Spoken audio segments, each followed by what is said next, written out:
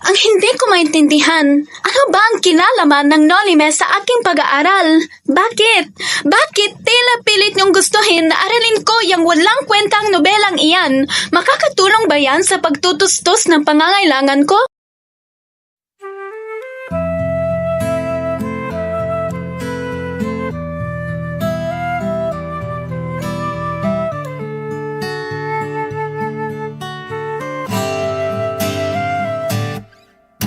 Tungalay kong arana para sa dalagang walang kasing ganda. Amoy roses ang alimuyak kung nanaisin ng tadhanang mapanlin lang. Di hahayaan mawala pa tong liham ng maasang mata mong makabasa. Handang gawin lahat, maging pamilya'y ilikawan na yan lang makadama ng wagas na pagkamanghang. Hiling ka lang naman na tayo na sana dalawa, siyang huli at ang umpisa. Papatunayan ang unang pag-ibig ay di mawawala.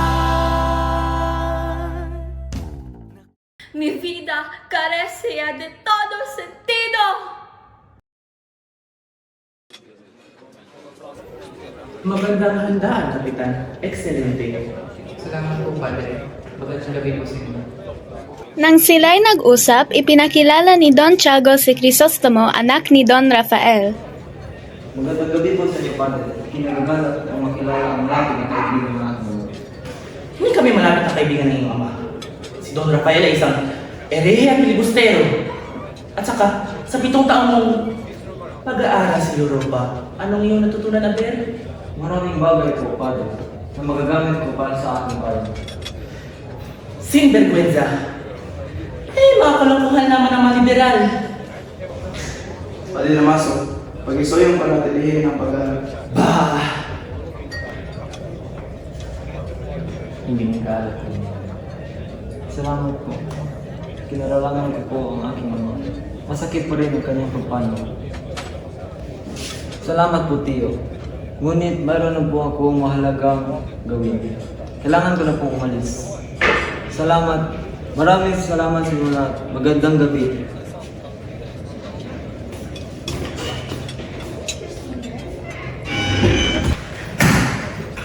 Ay naku! Tingnan niyo iyon! Isang tonto na walang galang sa isang kura! Nang lumayo si Crisostomo, habang lumalakad, bigla siyang kinabig ng tenyente. Ginoo Ibarra, sandali lamang. May dapat kayong malaman tungkol sa pagkamatay ng iyong ama. Pinatay siya dahil inakusahan siyang erehe at filibustero. Paumanhin sa lahat dahil hindi ko naigawa ang aking pangako na maipatayo ng paralan dito sa San Diego para sa ating kinabukasan. Ang sinapit ni Don Rafael ay binalewala at nangaral pa si Padre Damaso sa misa. A todos vosotros, escuchay muy bien. Ang sinong hindi gumagalang o sumusunod sa mga praile ay totoong isusumpa at paparusahin ng Diyos. Katulad na nangyari kay Don Ibarra.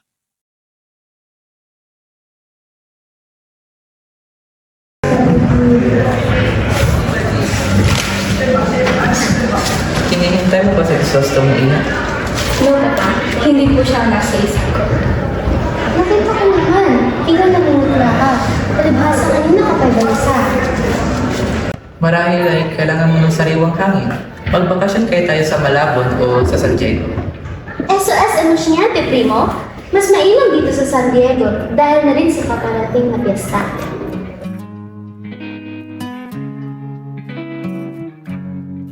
Dahil naki, primo, iwanan natin sila.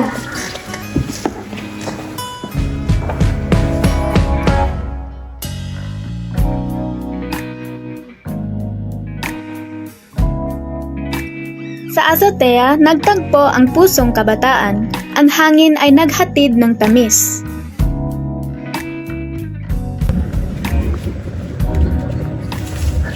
Mi amor, ikinagagalak kitang makita.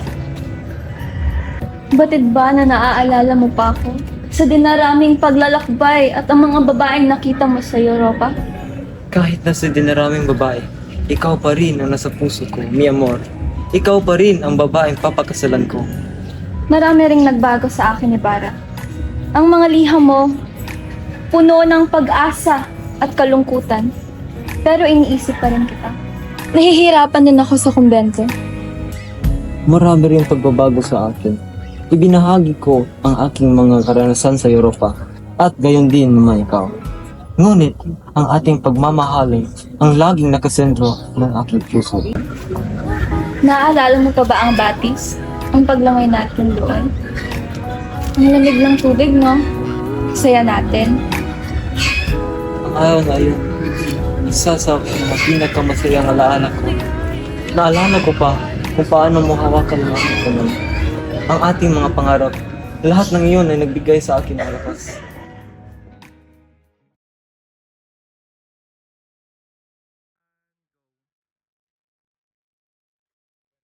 Buen dia. Magandang umaga, Renal Perez. Ngunit nakakapagod ang init.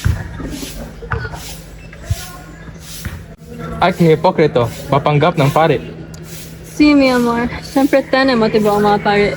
Hay, que pasensya pa kailangan din natin. Maghihintay ako sa tamang panahon. El sentera mi poder. Ang ating kapangyarihan, si Padre Salvi ay isang malaking banta. May paraan tayo para mapabagsak siya, mi amor. Confia in me. Basta sundin mo ang mga plano ko. Si Piloso Potasio, dating Don Anastasio, laging mapapansin. Noong araw na yon, siya'y nagtungo sa libingan hanapin ang puntod ng esposa. Sa iba, baliw si Tasio. Susama ba kayo sa akin?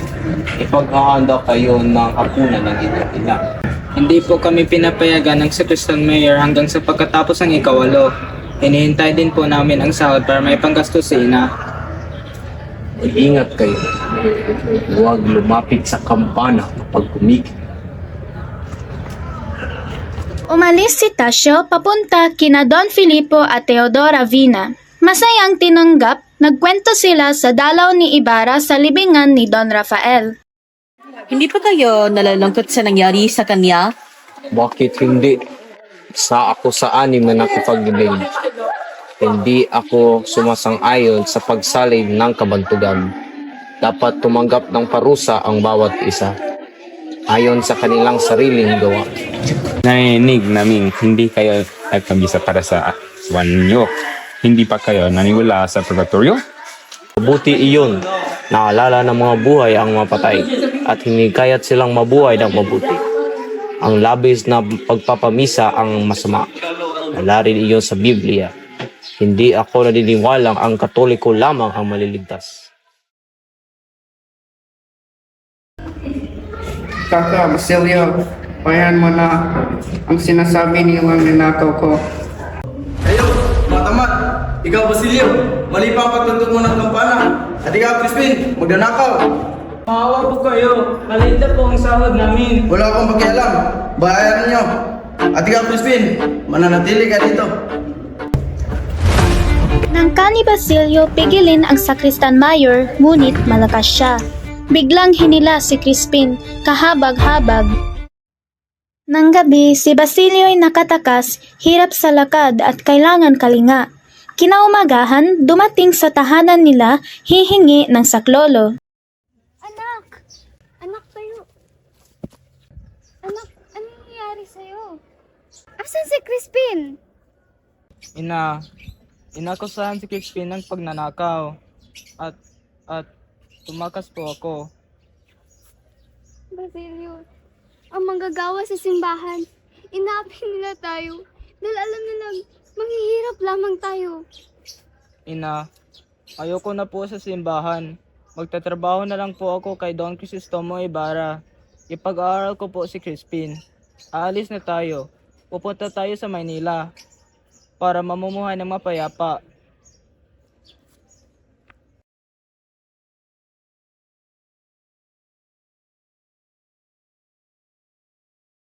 Senyor Ibarra, ito tinapon ang bangkay ng inyong ama. Kanilang pag-aapi ng aking ama. Walang duda. Ipagpapamahin ninyo, Senyor Ibarra. Wala akong nagawa para sa inyong ama. Utang ko sa kanya ang aking Panginoong Guro. Hangad niya ang pagulad ng San Diego. Mahalaga sa aking ama ang edukasyon. Kaya tutuparin ko ang kanyang pangarap sa pamamagitan ng pagpapatayo ng paaralan. Ha? Hindi iyan maging madali dahil kalaban niyo ang mga Espanyol. Ano ang ginagawa mo? Hindi ba kayo isang guro dito? Kontrolado ng mga Espanyol ang edukasyon. Walang gana ng mag-aral mga bata dahil kinakabisado lang nila ang mga libro. Hindi nila naunawaan. At wala kayong magawa? Ano magagawa ng isang dukhang guro laban ng mga Kora at Espanyol? Sininggawan nila ang mga bata at inusultan ko sa harap nila. Paano ako rerespetuhin ng mga bata kung marumi ang mga pangalan ako sa harap ng mga Espanyol? Sana kayo ang magiging pagbabago ng bayan nito. Nag-usap sina Don Basilio at Don Filipo sa kapistahan. Mga Ginoo, pag-uusapan natin ang piyesta ng San Diego. Mga Ginoo, mayroon tayong 3,500 piso para sa piyesta. Ang 150 piso ay para sa dulaan at sayawan. At 200 piso para sa isang linggong patatanghal ang komedyante. Iminumungkahi ko ang isang makabagong palabas na nakakaiba. Maganda sana iyan. Ngunit iba ang gusto ang kurang. Gusto niyang anong posisyon, 3 mesa mayor at 3 sermon. Kaya hindi natin magagawa ang gusto mo.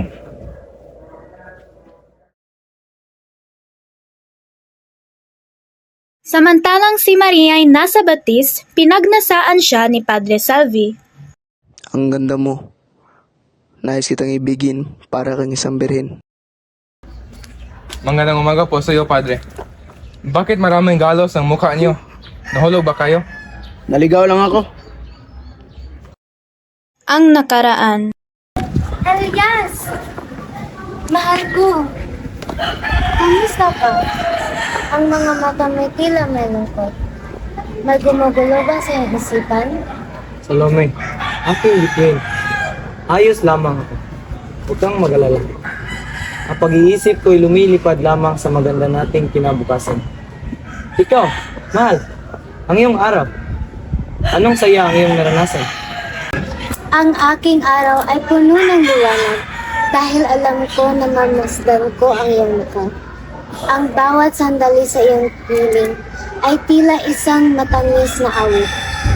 Sana'y walang katapusan ang ating mga pag-uusap. Ang iyong mga salita, Salome, ay musika sa aking pandinig. Wala na akong ibang hiling kundi ang makasama ka sa bawat paglipas ng panahon. Ikaw ay aking lakas at aking tahanan. Kung gayon, ipangako mo sa ating Ama na ang ating mga pangarap ay ating sama-sama tutuparin. Walang hadlang ang makapaghiwalay sa atin. Iyan ang aking pangako, Salome.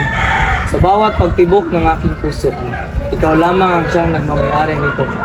Magpakailanman. Kamusta si Padre Damaso? May balita na ba sa lumapastangan sa kanya? Bakit? Ano bang nangyari sa kanya? Kilala mo ba siya? Siya ay nabaliw sa lungkot. May pananghalian sa bahay ng De Los Santos at nag-usap patungkol sa San Diego. Tonta, pakikuha ng mga Corbertos.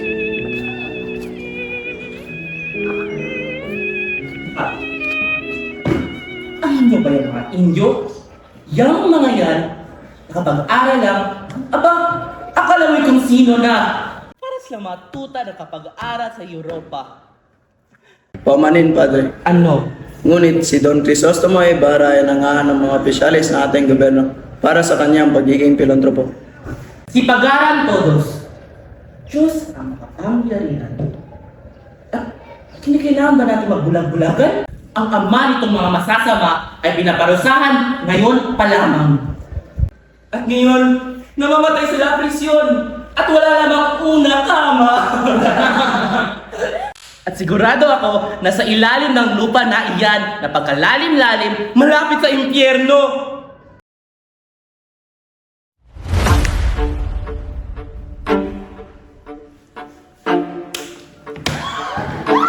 Lumayo kayo kung ayaw mong masaktan. Estilo mo. Nakikita mo ang katahimikan? Sugo ka raw ng banal. Pare ng paninlang.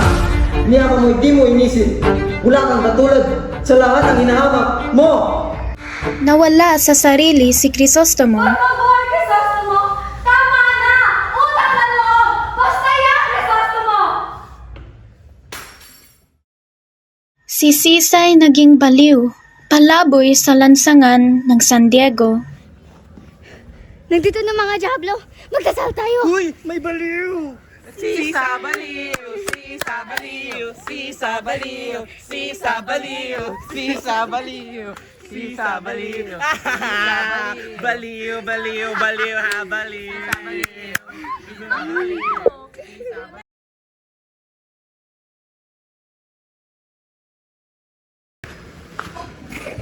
Alipin, señora.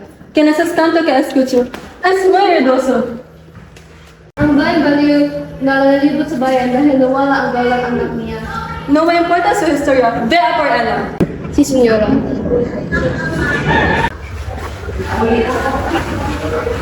Hinila ng utosan si Sisa sa bahay ng Donya.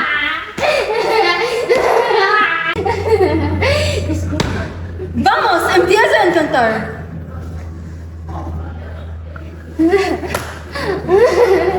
Oh, ¿por qué dejaste de cantar?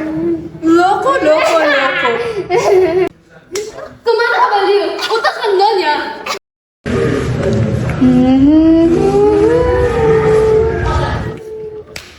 Mahusay, mahusay, mahusay. Ah, marunong ka matagalog? Aba, ako ay nakatira sa Pilipinas. Pilipinas. Baila mo, loka. Walang habag, hinagupit si Sisa ng Donya. Sa pagkalipas ng mga araw, nagkasakit si Maria Clara. Ako ay nababahala na sa sakit ni Maria Pinyo. Ipakonsulta na natin siya sa magaling na doktor, Primo. Dumating ang mga espadanya. Bienvenidos sa Nostra, casa mi amigo y amiga. Kapitan Tiago, mi amigo. Ipinakilala ko sa inyo ang aming pinsan na si Don Alfonso Linares de Española. Siya ay inaanak ng kamag-anak ni Padre Damaso at kalihim ng mga ministro sa Espanya. Es un placer conocerle, Kapitan Diago. Narating na sa akin ang balita tungkol sa iyong pagiging pagpatuloy.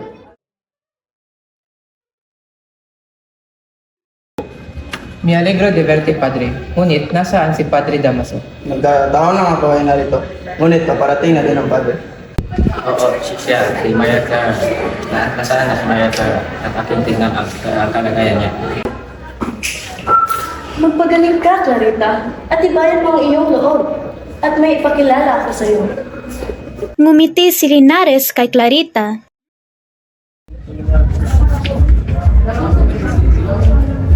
Uy, Kapitan! Kamusta na si Clarita? Masama pa rin ang kanyang pakiramdam. Mahal niya ang kanyang ina. Siguro noon pa ang kanyang sakit. Marahil nga. Mabuti nga hindi niyo siya pinayagan makipag-usap kay Ibarra.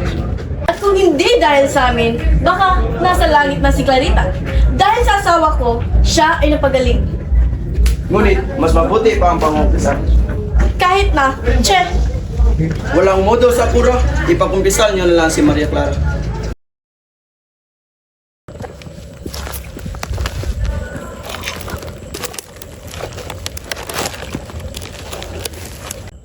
Senyor Ibarra, ang pagbabago ninyo, mabagal. Gutom ang mga tao habang kayo'y nagsasalita. Ang Guardia Civil, hindi tagapagtanggol, kundi lobong naka-uniforme. Nangungurakot, nananakit, pumapatay ng walang mga parusa. Mga magnanakaw, mamamatay tao, walang parusa. Alias, naintindihan ko ang galit mo. Pero ang pagpapahina sa Guardia Civil, magdudulot iyon ng kaguluhan. Dapat tayo mag-ingat. Mag-ingat habang dinudurog ang ating mga kapatid sa pangapi. Ang mga praile, nag-iipon ng yaman, inaabuso ang kapangyarihan, binubulag ang mga tao sa pamahiin. Dapat masira ang kanilang impluensya. Ang kanilang impluensya ay dapat mabasag. Ang mga praile, bahagi sila ng sistema, Elias. Ang pag-alis sa kanila ng biglaan ay gigiba sa lahat. Kailangan natin ng mas maayos na paraan. Maayos na paraan?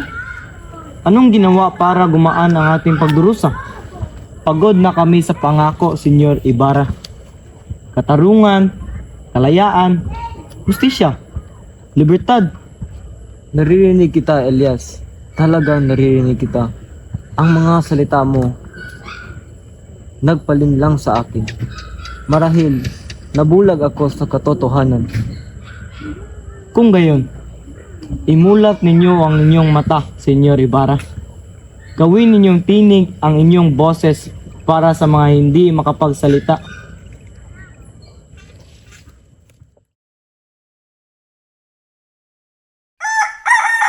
Sa labas ng sabungan, nag-init ang dalawang ginang.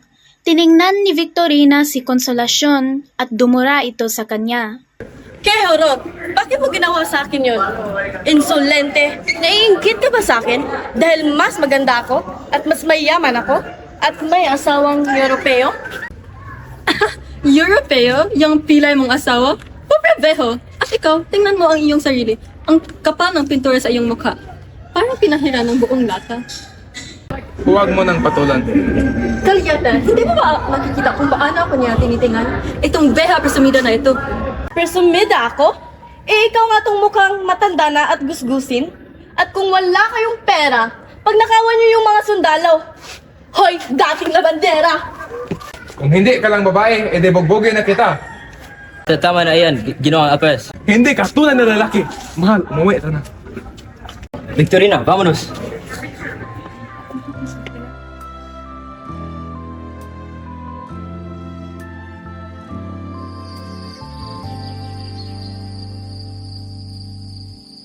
Bago gumabi, pumunta si Elias at Ibarra sa lawa.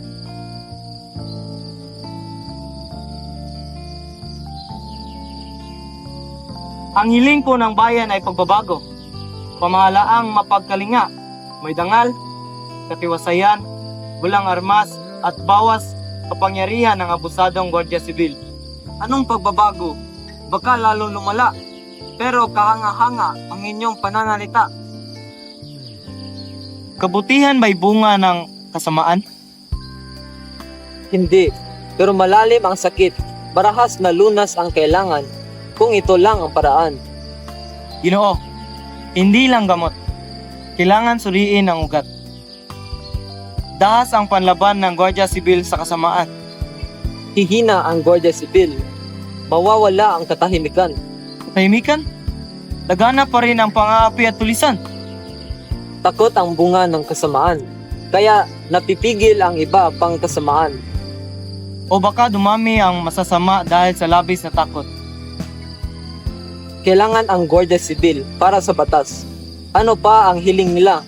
Pagbabago sa pamamalakad ng praile. Bahagyang lingap ang hiling. Laban sa korporasyon ng praile? Nakalimutan na ba ang Pilipinas ang utang na loob? Ang tunay na kabutihan ay walang hinihintay na kapalit. Elias, iisa ang adhika natin. Naintindihan kita, pero pamamalakad ang dapat baguhin. Maraming salamat po. Saan ko po kayo ihahatid?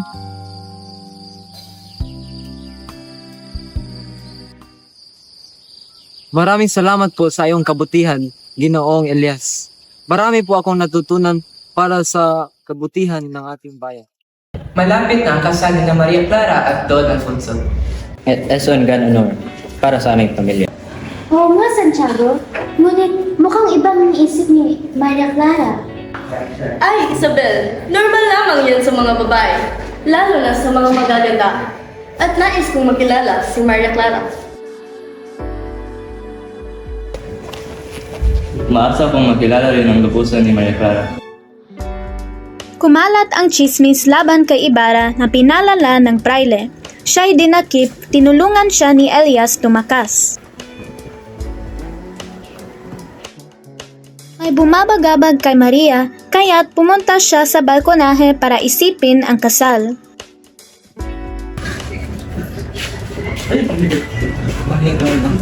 Gusto mo, nakatakas ka? Akala ko dahil sa mga sabi-sabi. Hindi. Nalungan ako ni Elias. Isa akong takas sa batas. Napalito ako upang mapaalam sa iyo. Maaaring ito na ang huling nagkakataon. Hindi mo batid, Crisostomo. Ang sakit ng aking tiniis nang mabalitaan kong nabilanggo ka. Napilitan akong isuko ang ating mga lihim upang iligtas ka. Ngunit, dito sa aking puso, ikaw pa rin, Crisostomo. Ikaw pa rin ang aking minamahal. Ang kapalit ng iyong sakripisyo. Wala nang lugar para sa akin sa labas na ito. Ang lalaking nagmamay-ari ng puso ko'y tinutugis. Ako'y pilit na ikinakasal sa lalaking hindi ko naman kailanman kayang mamahalin.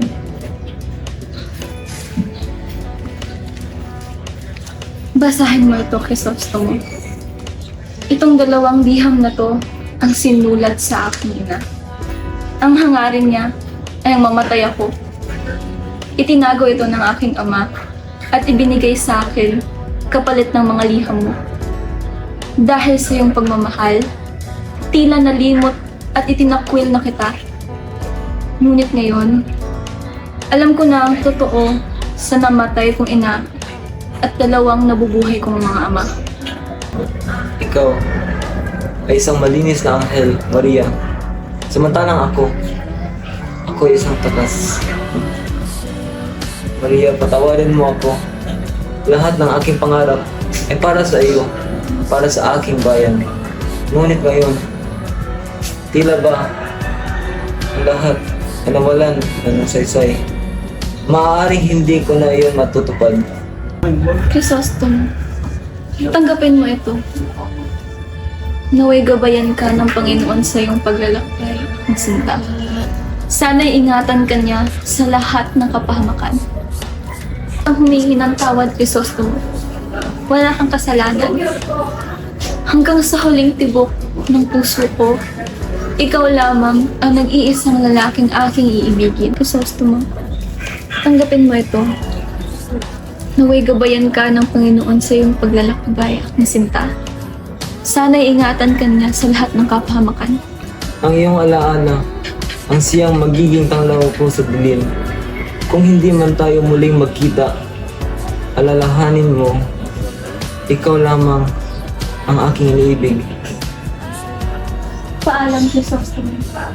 Hindi ko alam kung kailan o kung makikita pa kita muli. Sige na, tumakas na kayo ni Elias. Ang nakaraan. Salome, kailangan kong umalis. Hindi na ligtas dito para sa akin at para sa iyo. Kailan ka babalik, Elias? Paano na ako? Ikaw lang ang aking... Walang kasiguruhan sa mundong ito, Salome. Pero kailangan kong subukan para sa atin. Kung sakaling hindi na tayo magkita. Huwag mong sabihin yan, Elias. Huwag. Babalik ka. Kailangan mong bumalik. Mananatili ka sa puso ko, Salome. Kahit saan ako mapunta. Kung hindi na, alalahanin mong mahal na mahal kita. Mag-iingat ka, Elias. Mahal na mahal din kita. Aantayin kita. Limutin mo na ako. Limutin mo na ang pag-ibig na hibang at walang halaga. Marahil doon ay makakatagpo ka ng karapat-dapat sa iyo. Ang takip silim bumabalot, bangkang tahimik sumasagwan, tangay si Ibarra at Elias, sagwan ay pag-asa at desperasyon. Sa tagpo nila, hinuhubog ang kapalaran. Biglang dumating si Alperes, may balita sa mga De Los Santos. May bangkay na nakita at ito. Oh, Clarita! Hindi ba't Binigay ko ito kay Crisostomo bago siya umalis. Hindi, Tia. Hindi to totoo. Hindi to totoo, Tia. Hindi to totoo. Crisostomo! Crisostomo! Crisostomo!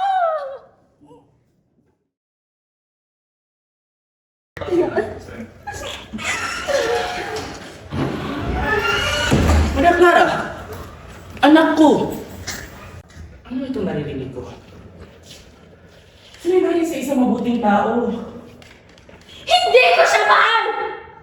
Hindi ko siya kayang mahalin! Si Crisostomo lang ang nagmamayari sa aking puso! Sinvergüenza! Iyong ereha at ilibuste ng gusto mong pakasalan? Si Linares! No, Duques! Hindi ako makapaniwala na ang buong pagkatao ko ay isa palang malaking pagpapanggap at kasinungalingan! Kaya sa limpronta de una relasyonin moral! Pinalaki niyo akong lahat na may takot sa Diyos! Ngunit ikaw na tunay kong ama, ay isang makasasalang praile! Ikaw ay isang hipokrito na nagtuturo ng kabutihan! Ayoko nang makita ang pagmumukha mo at ayaw na rin kitang makausap, Padre. Sumpain na tayong lahat ng Panginoon!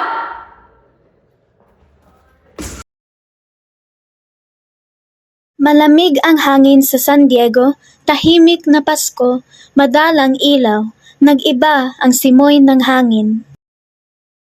Inay! Inay ko! Bakit? Wala na po akong... Basilio. Elias, bakit? Wala siyang sala. Ang mundo, Basilio, ay hindi patas. Maraming inosente ang naghihirap. Ano na ang gagawin ko? Wala na akong tahanan. Ina, hindi ka nag-iisa, Basilio. Ang sakit mo ay sakit rin ng marami. Ang pagbabagoy sa paghihirap nag-uugat.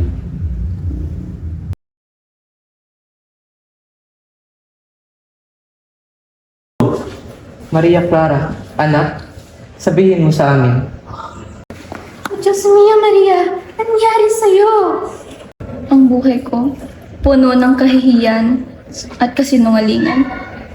Awayan, tabanan, pag-ibig, wala na. Wala na siya. Wala nang lugar para sa akin tong mundong to. Papasok na ako sa monasteryo.